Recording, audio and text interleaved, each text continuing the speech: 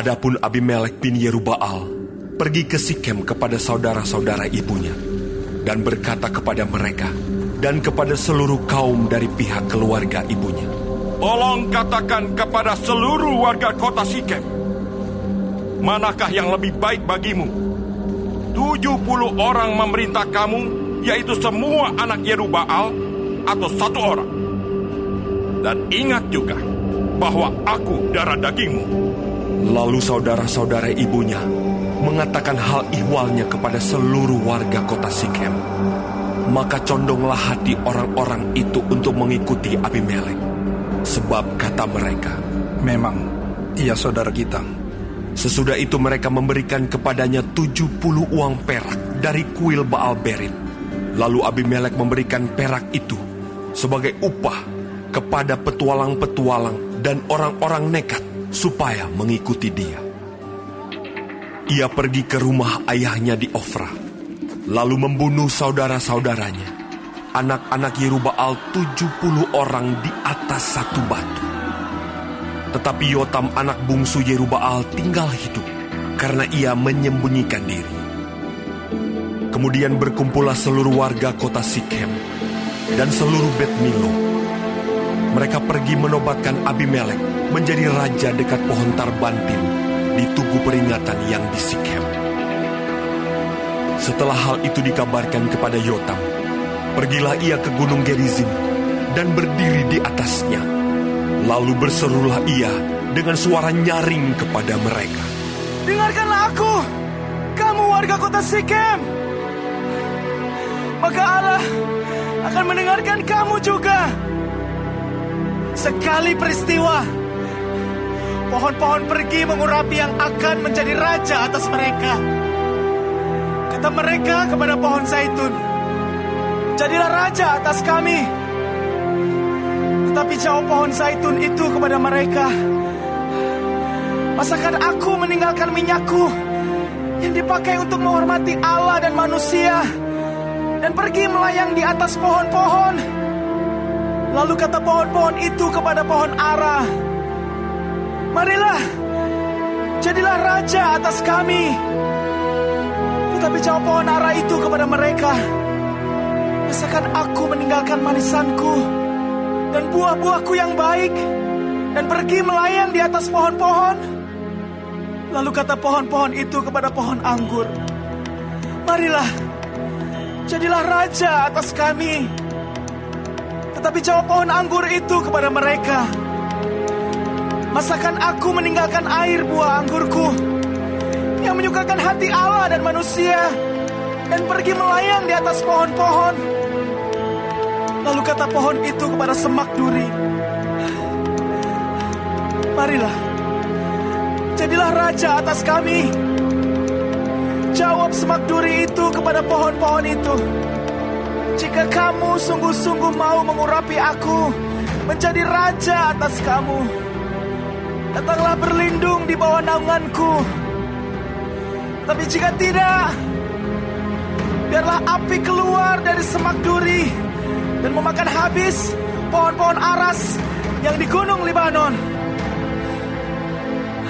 Maka sekarang, jika kamu berlaku setia dan tulus ikhlas dengan membuat Abimelek menjadi raja, dan jika kamu berbuat yang baik kepada Yerubbaal dan kepada keturunannya, dan jika kamu membalaskan kepadanya seimbang dengan jasanya, bukankah ayahku telah berperang membela kamu dan menyambung nyawanya, dan telah melepaskan kamu dari tangan orang Midian? Padahal kamu sekarang memberontak terhadap keturunan ayahku dan membunuh anak-anaknya. 70 orang banyaknya di atas satu batu, serta membuat Abimelek, anak seorang budaknya perempuan, menjadi raja atas warga kota Sikem karena ia saudaramu. Jadi jika kamu pada hari ini berlaku setia dan tulus ikhlas kepada Yerubbaal dan keturunannya, maka silakanlah kamu bersukacita atas Abimelek, dan silakanlah ia bersukacita atas kamu. Tetapi jika tidak demikian, maka biarlah api keluar daripada Abimelek dan memakan habis warga kota Sikem dan juga Bet Milo. Dan biarlah api keluar daripada warga kota Sikem dan juga dari Bet Milo dan memakan habis Abimelek. Kemudian larilah Yotam. Ia melarikan diri ke Beer dan tinggal di sana karena takut kepada Abimelek, saudaranya itu. Setelah 3 tahun lamanya Abimelek memerintah atas orang Israel, maka Allah membangkitkan semangat jahat di antara Abimelek dan warga kota Sikem, sehingga warga kota Sikem itu menjadi tidak setia kepada Abimelek, supaya kekerasan terhadap ke-70 anak Yerubbaal dibalaskan, dan darah mereka ditimpakan kepada Abimelek, saudara mereka yang telah membunuh mereka, dan kepada warga kota Sikem yang membantu dia membunuh saudara-saudaranya itu. Sebab warga kota Sikem itu menempatkan orang untuk menghadang dia di puncak gunung dan merampas setiap orang yang melewati mereka melalui jalan itu. Hal itu dikabarkan kepada Abimelek. Sementara itu Gaal bin Ebed beserta saudara-saudaranya telah datang dan pindah ke kota Sikem. Warga kota Sikem percaya kepadanya. Jadi pergilah mereka ke ladang. Mereka mengumpulkan hasil kebun anggur mereka dan mengirik memerasnya, lalu mengadakan perayaan. Mereka masuk ke kuil Allah mereka dan makan minum sambil mengutuki Abimelek. Berkatalah Gaal bin Ebed, Siapa itu Abimelek? Dan siapa kita orang Sikem? Maka kita menjadi hambanya. Bukankah anak Yerubbaal dan Sebul wakilnya menjadi hamba orang-orang Hemor, ayah Sikem? Jadi mengapakah kita menjadi hambanya? Sekiranya orang-orang kota ini ada di dalam tanganku, maka tentulah aku mengenyahkan Abimelek. Lalu berkatalah ia ke arah Abimelek, Perkuatlah tentaramu dan majulah. Ketika Zebul, penguasa kota itu mendengar perkataan Gaal bin Ebed, bangkitlah amarahnya. Ia mengirim utusan kepada Abimelek di Arumah dengan pesan, Gaal bin Ebed dan saudara-saudaranya telah datang ke Sikem, dan ketahuilah, mereka menghasut kota itu melawan engkau. Oleh sebab itu, berangkatlah pada waktu malam, engkau dan rakyat yang bersama-sama dengan engkau itu, dan adakanlah penghadangan di padang. Esoknya pagi-pagi, pada waktu matahari terbit, haruslah engkau menyerbu kota itu. Dan jika ia dan orang-orangnya keluar melawan engkau, maka engkau dapat berbuat kepadanya sesuai dengan keadaan yang engkau dapati. Sebab itu berangkatlah Abimelek pada waktu malam beserta segala rakyat yang bersama-sama dengan dia. Lalu mereka mengadakan penghadangan dalam 4 pasukan untuk melawan Sikem. Ketika Gaal bin Ebed pergi keluar dan berdiri di depan pintu gerbang kota itu, Abimelek kebetulan bangun dari tempat penghadangannya beserta rakyat yang bersama-sama dengan dia. Ketika Gaal melihat rakyat itu, berkatalah ia kepada Zebul, Lihat, ada orang banyak turun dari puncak gunung.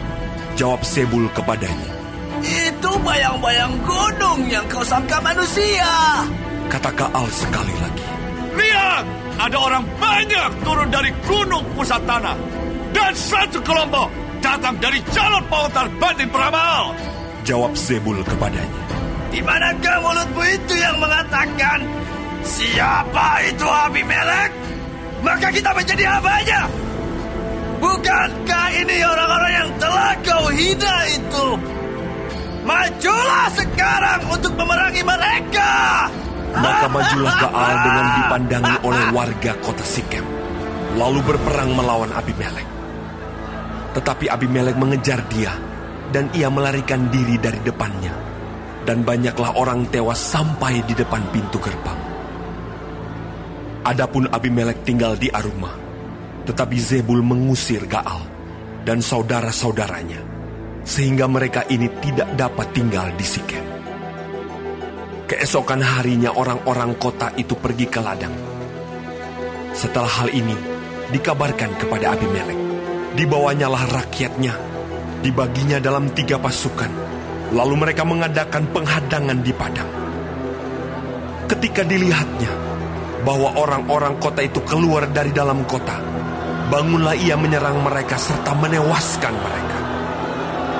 Abimelek dan pasukan yang bersama-sama dengan dia menyerbu dan menduduki pintu gerbang kota, sedang kedua pasukan lain itu menyerbu dan menewaskan semua orang yang ada di padang. Sehari-harian itu Abimelek berperang melawan kota itu. Ia merebut kota itu dan membunuh orang-orang yang di dalamnya. Kemudian dirobohkannya kota itu dan ditaburinya dengan garam.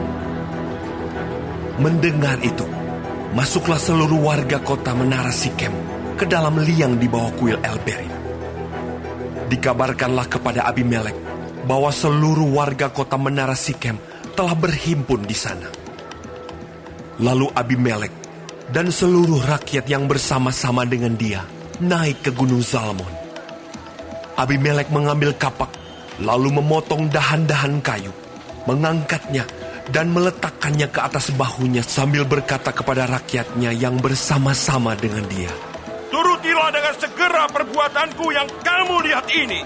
Kemudian rakyat itu juga masing-masing memotong dahan-dahan, lalu mengikuti Abimelek, meletakkan dahan-dahan itu di atas liang dan membakar liang itu di atas kepala orang-orang itu.